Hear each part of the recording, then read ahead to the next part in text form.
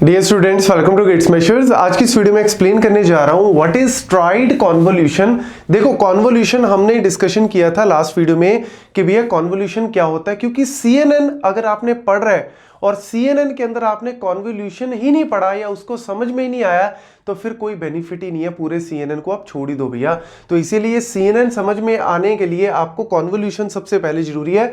अब कॉन्वोल्यूशन के अंदर ना छोटे छोटे पॉइंट्स हैं जो कि आपके इंटरव्यूज वगैरह में या वैसे भी अगर आप रिसर्च वर्क कर रहे हो या कोई भी इसके ऊपर टास्क परफॉर्म कर रहे हो तो आपको पता होने चाहिए। तो यहां पे सबसे पहला यहां पे इंपॉर्टेंट काम आता है स्ट्राइड। स्ट्राइड का सिंपल सा मतलब है कि आप किस तरीके से अपने फिल्टर को अप्लाई कर रहे हो इमेज के ऊपर, कि आप एक तरह से ये कह सकते हो, जैसे एग्जांपल के तौर पे मैं आपको एक छोटा सा एग्जांपल अगर यहां पे दूं, लेट्स सपोज हमारे पास एक इमेज है 5x5 की, ठीक है। ये 5x5 की हमारे पास एक इमेज है, 5 यहाँ पे रोज है, 5 यहाँ पे कॉलम्स है और हर एक के अंदर क्या है, पिक्सल्स की वैल्यू स्टोर्ड है, ठीक है। 0 से लेके 255 तक आपकी वैल्यू हो सकती है, वो लेट्स सपोज स्टोर्ड है। अब यहाँ पे मैं फिल्टर ले लेता हूं मेरा 3x3 का। मैंने क्या ले लिया, फिल्टर 3x3 का फिल्टर ले लिया, जिसको हम कर्नल बोलते हैं। तो वो मैंने यहाँ पे अप्लाई कर दिया। तो आई होप यहाँ पे आपको थोड़ा सा ये कलर से पता लग रहा होगा, इस तरीके से मैंने अप्लाई कर दिया। अब लेट्स सपोज ये कैलकुलेट करेगा, ये सारा मैथमेटिकल कैलकुलेट करेगा हर एक वैल्यू को।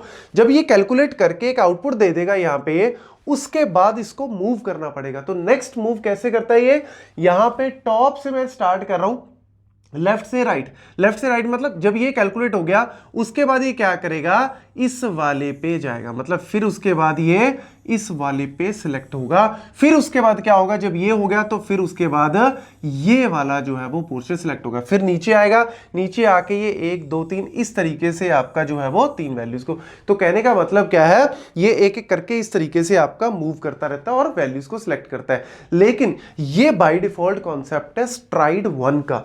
इसको हम क्या बोलते हैं, स्ट्राइड 1, जहां पे मूव 1 स्टेप करेगा। लेकिन कई बार क्या होता है कि हमारी इमेजेस बहुत बड़ी हैं, मेरे पास मेमोरी का इशू है, तो मैं क्या चाहता हूं कि मैं कंप्यूटेशन को फास्ट करने के लिए मैं स्ट्राइड 2 या फिर स्ट्राइड 3 भी कर सकता हूं।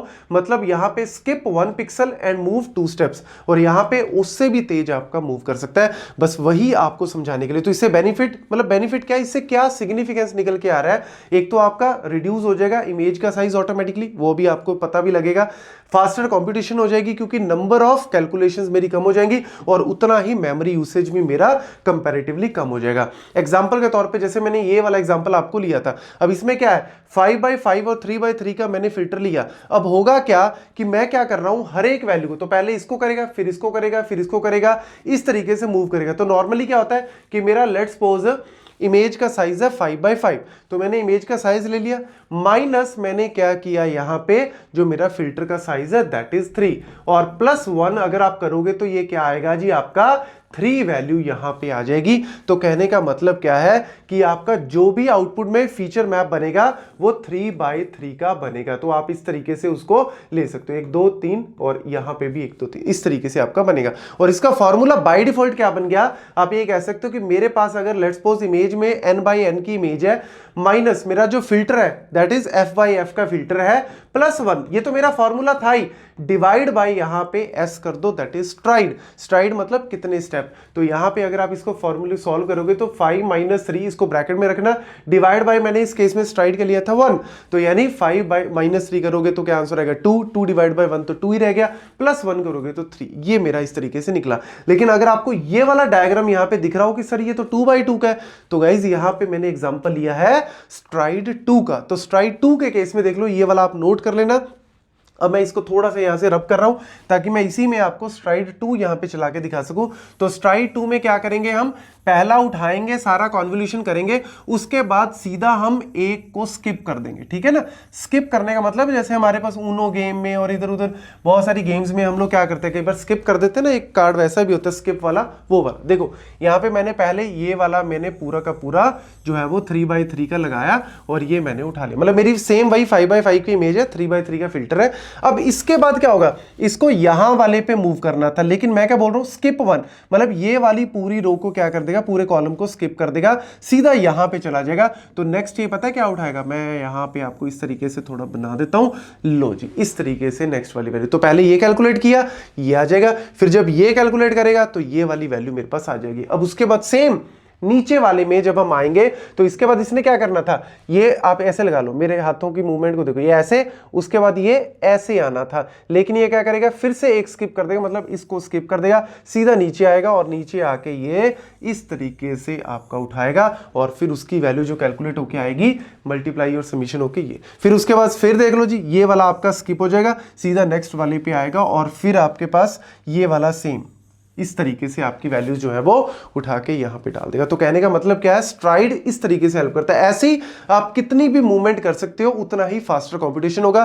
तो फॉर्मूला यहां पे नोट कर लो, फॉर्मूला क्या कहता है, n minus F divide by S plus 1। तो इस केस में अब क्या बन गया फॉर्मूला, n तो मेरा 5 था ही, जो मेरे 5/5 की इमेज है, फिल्टर मेरा f ही है, दैट इज 3, ठीक है, 3/3 का फिल्टर लिया, डिवाइड बाय अब मेरा स्ट्राइड मैंने क्या ले लिया 2 प्लस 1। अगर आप करोगे तो इसको सॉल्व कर लो जी, ये क्या हो गया जी, 2 डिवाइड बाय 2 मतलब 1 ही हो गया, 1 प्लस 1 आप करोगे तो आंसर क्या आ गया जी 2।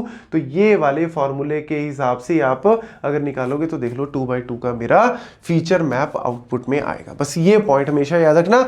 और इन केस एक छोटा सा पॉइंट और नोट कर लो, इन केस अगर आपके पास इस तरीके से आ जाता है कि आपकी जो इमेज है दैट इज व्हाट 5/5, ठीक है, इमेज लेट्स सपोज मैं नई पेज पे करके दिखा देता हूं, इमेज है लेट्स सपोज आपके पास 5/5 की, ठीक है, और आपके पास लेट्स सपोज ले लिया उसने जो फिल्टर है वो 2/2 का ले लिया, जानबूझ के आपको उलझाने के लिए, फिल्टर जो है वो 2/2 का। तो आप क्या करोगे, 5 माइनस 2 और स्ट्राइड ले लेते हैं लेट्स सपोज 2, तो स्ट्राइड मैंने ले लिया 2, तो यहां पे क्या आ गया जी 3/2 प्लस 1। तो यहां पे याद रखना हमेशा लोअर वैल्यू उठानी है, 1.5 की लोअर वैल्यू क्या आएगी 1 आएगी, तो यानी इस केस में आंसर आपका 2 ही आएगा, क्योंकि वो बियॉन्ड द इमेज मूव कर ही नहीं सकता।